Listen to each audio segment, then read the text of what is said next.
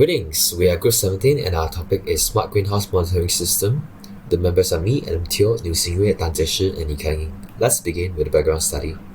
So a greenhouse is a structure built similar to a house to help cultivate different types of crops throughout any season with a controlled environment. As more smart greenhouses is an innovation in the agricultural field. It uses the implementation of sensors, actuators, and monitoring analysis system to help achieve the optimum growing conditions for plants while automating the process. It's essentially an Internet of Things hub created to accomplish the goal of peak plant growing environment. The technologies which are implemented within the smart greenhouses are capable to monitor the conditions which affects the crop growing process to ensure that the conditions are at its peak, such as lighting, humidity, temperature, water, and more. The benefits of the greenhouse being driven by IoT is that everything is connected. This includes the sensors and the machines that could view the data received by the sensors. The connectivity could also go as far as connections from different smart greenhouses operating in different parts of the world, which extends the capability of a regular greenhouse, making the process of farming of any scale more efficient and cost-effective. As for smart greenhouses, when they operate, the information of the conditions within the greenhouse are being fed to sensors constantly. So the status of the data and states of the sensors are updated according to their sensor schedule. Any issues which occur could be viewed and shared in an instant manner. Those data are also processed in formal fashions according to a set of procedures, turning them into valuable information to help with farming approaches. Furthermore, as some of the data analyzed could be shared openly with the public, it could be used for greater societal issues, bringing benefits for people around the world. That's it for background study. Thank you. Let's move on to the history of smart greenhouses. So the concept of greenhouse actually started way back in the Roman times as the emperor conserved a certain crop that requires gardeners to discover different methods that is similar to a greenhouse system to grow it throughout the seasons. But the concept of greenhouses did not really emerge until the 17th century, where the western countries such as England and the Netherlands have started using it. As time goes and technology advances, the concept of smart greenhouses was introduced and implemented throughout the globe. The utilization of the intelligent system that could provide a in-depth analysis and the solution to the issues which was found, automating the process of greenhouse farming, taking away the human activity involvement more and more as the system becomes smarter, making it more productive and efficient than traditional greenhouse farming, where human supervision was a major factor in determining the success of the crop cultivation. The market for the smart greenhouses is determined to have a great growing potential as the technology continues to advance, and smart greenhouses is the solution to a lot of major issues which we are facing nowadays with farming. Looking at the wider picture, smart greenhouses also provide solutions to the global impacts which we are facing nowadays. That includes the rapid growth of population globally, where food scarcity is becoming a increasingly prominent subject every day. That's it for the history of smart greenhouses. Thank you. Let's move on to the future trends of smart greenhouses. So with the technological advances that we are experiencing today at a rapid rate, new solutions and concepts are introduced every day that could be implemented to the smart greenhouse field. With the need of smart solutions to traditional farming which are greatly affected by global impacts, we are expecting to see a significant growth in the usage of smart greenhouses. So in 2016, the global smart greenhouses market has a market value of approximately 680 million and is predicted to reach a market value of approximately 1.3 billion by 2022. In a short span of 6 years, the market has managed to achieve an increase of value of approximately 630 billion. This shows how valuable and important it is going to be, with no signs of stopping. Many countries such as Japan and China are striving to adopt technologies utilized for the smart greenhouses for their emerging economies. However, Europe is still expected to remain the market leader for the industry, as it holds the largest share in the global greenhouse market. The implementation and usage of smart greenhouses are definitely crucial globally, as we see countries trying to optimize it quickly, which could help counter different issues which are faced by the respective countries. However, with countries which may not be able to afford the high installation prices and the initial costs, they might struggle to find an alternative for it, and they are the ones who need it the most. So hopefully, with the technological advancements which we are seeing today, we could see the emergence of affordable and capable smart greenhouses, so the global impacts are truly solved globally. That's it for the future trends. Thank you very much. Hi, I'm Jieshi and I'm going to talk about a problem statement. The problem with traditional farming is that there are too many variables which might not be necessary under the farmer's control. The best example is the environmental conditions. Even with the use of regular greenhouse, some issues may be reduced, but they are not completely eliminated. Furthermore, the quality of crops produced are hard to maintain and predict due to the numerous unpredictable factors which affect the growth. This in turn could affect the profit which the farmers are able to receive from their sales. Farmers and crop producers without smart greenhouse lack with the technologies that could help propel them to the next step of their business. By leveraging cloud resources, the competitive advantage escalates to the next level. Next is the objective. In this project, our team will develop a solution which assists the farmers in monitoring and managing their greenhouses in a real time by utilizing the Amazon Web Service AWS as a cloud platform. That's all from me. Thank you. My name is Liu Xingyue and I will talk about the architectural design for our proposed system.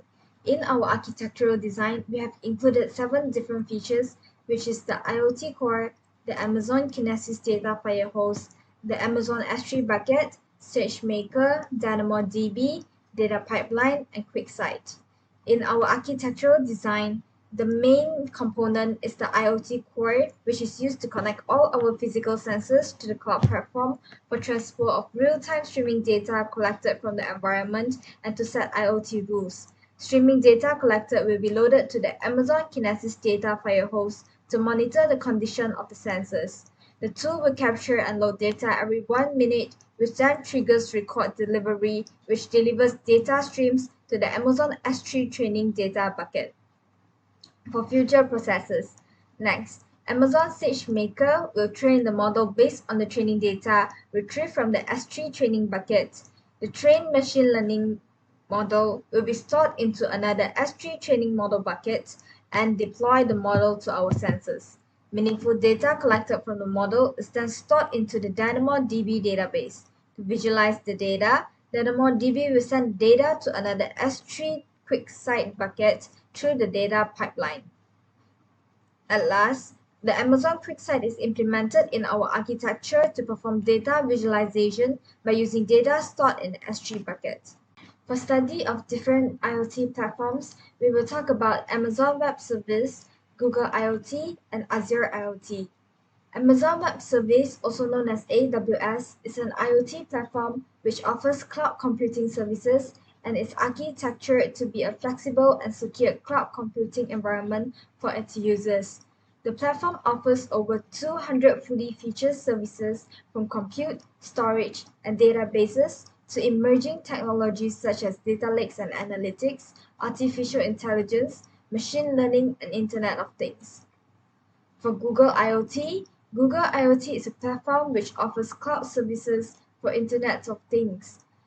The platform is launched by Google on the basis of its end-to-end Google Cloud Platform and its architecture with a multi-layer secure infrastructure.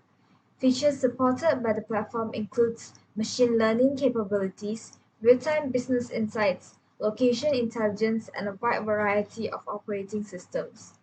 For Azure IoT is a collection of Microsoft managed cloud services that allow users to connect, monitor, and control billions of IoT assets.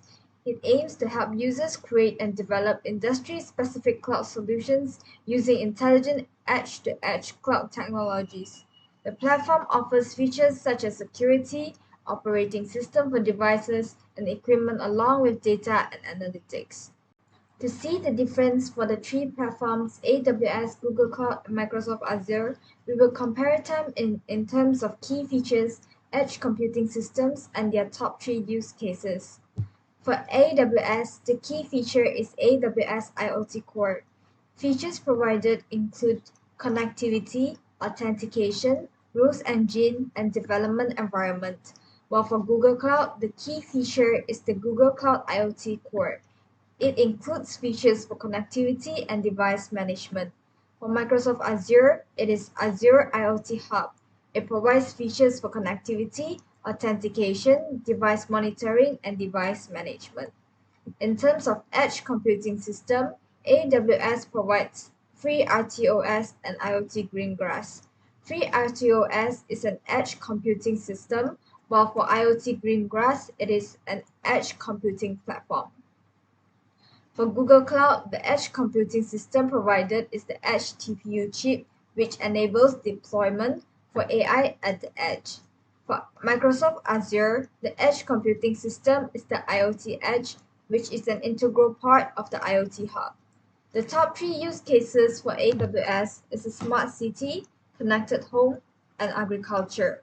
For Google Cloud, the top three use cases will be energy, smart parking, transportation, and logistics, while for Microsoft Azure, the top three use cases is healthcare, retail, and manufacturing. That's all for my part, and now I will pass the presentation to the next member. Hi, I'm Mee Kang Ying. Now I will demo how the sensor send data to IoT core and using the Kinesis data file host to load the streaming data into the S3 data bucket. So in order to connect to IoT core, we firstly need to register an IoT thing to represent our physical sensor in cloud. Here we already create a sensor data to represent our physical sensor. After we create and register the IoT thing, we need to download 4 things, which is the private key, public key certificate, Amazon Root CA1 for future use. This is node break. Node break is used to stimulate our sensor. Here we can see 5 different nodes, which is the inject node, function node, join node, JSON node, and MQTT out node. For the inject node, we set it as it will send 1 message per second to simulate the streaming data, and function node is used to write the message you want to send to the IoT core. The join node is used to join all the messages into one single message, and JSON nodes here convert the message into JSON format, and MQTT out node will connect to the IoT core. For the MQTT out node, we need to configure it. For the server address here, we need to go to the IoT core console and click setting here, and we need to copy the endpoint address here and paste it into the server address here. For the port, we set it as XXX3, and for the TLS configuration, we need to upload the 3 things, which is the certificate, private key, and CA certificate 1, which we downloaded just now. After we have configured and successfully connect, here it will show connected successfully, and we can use the MQTT test client to test it. So in order to see the message, we need to subscribe to the sensor topics, which is called all sensor data. So now let's see. As you can see, every single second it will send a single message here, which consists of all the sensor data. So all the streaming data here will be generating through the data file host into the training data bucket using the Kinesis data file host. Here we have created a file host. We need to set the source as direct port and destination as Amazon S3 service. For the destination setting, we need to specify which of the bucket we want to store the streaming data. After we have created the Kinesis data file host, we need to create the IoT routes here. So the IoT routes will process all the message from the all sensor data topic into the training data bucket by using the Amazon Kinesis data file host. And for the routes here, we set to enable. After we set the route to enable, then the file host will either store a buffer of 1 MB or reach a buffer hit of 60 seconds. Then we can check the buckets here whether the streaming data is storing. So after 1 minute, we can see that the bucket have a new folder called all sensor data. And after we click into it, we can see that this is the new file that's storing the data, streaming data. If we want to view it, we need to download it and view. Now I will explain how the IoT core will store the meaningful data into the DynamoDB. In the IoT rules here, this rule specifies that if it receives the message from a topic called all sensor data, then it will have this action, which is to split the message into multiple columns of DynamoDB. So that's all for this IoT rules. Now I'm going to talk about the SageMaker. In here, we can see that I have created a notebook which is named by a model training, and then we click open Jupyter Notebook. It will navigate us to here, and over here we have imported our code that we train our model, which we get all the sensor data from the S3 bucket, and then here we visualize the data which have the soil's moisture, pH value, UV light, humidity, temperature, stack light, irrigation, and the health of plants in the greenhouse. Over here, we will undergo the data pre-processing, and then we will train our model through the random forest classifier, and then we will have a fine-tune the models, and then we get see that the accuracy is quite high, which we after that, and then we will see which features is more important in our greenhouse. The first is irrigation, next is the UV light, and then the humidity and temperature, soil moisture, pH value, and stack light. After we have trained this model, we will save the model in the model PKL, and then we will transfer this model PKL into the S3 bucket again. For the S3 bucket, they will use this model and test the data in the real time, and then predict what we should carry out at the green light. That's all for the SageMaker. Next, I'm going to talk about the DynamoDB. In here, we have created a tables which called all sensor data, and over here we will see that we explore the table items, and then we can see that all the useful data will be saved in here in the table form that which easy to visualize, and every timestamp it will pump in here, and it will collect all the sensors data and put it in here in the table form. And this demo DB is easy to um, edit it because it is in a JSON format. Okay, that's all for me. Thank you. So now I'm going to demo how we can use a data pipeline and Amazon S3 QuickSign bucket to help us to transfer the data in DynamoDB and visualize it in QuickSign. This is because we cannot visualize the DynamoDB data directly in QuickSign. So this is the data pipeline.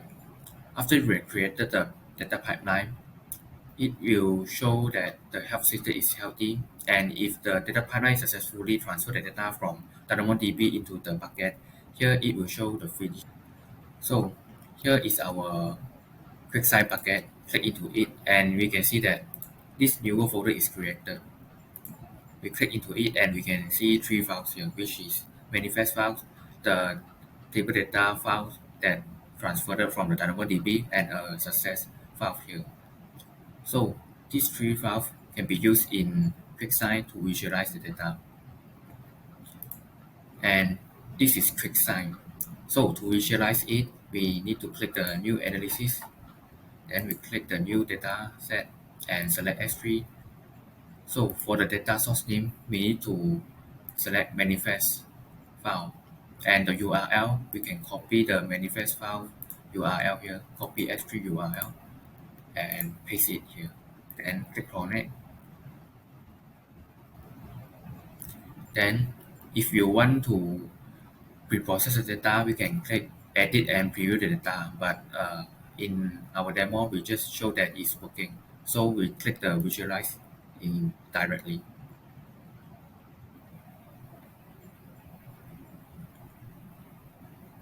An example is the pie chart that can visualize our data.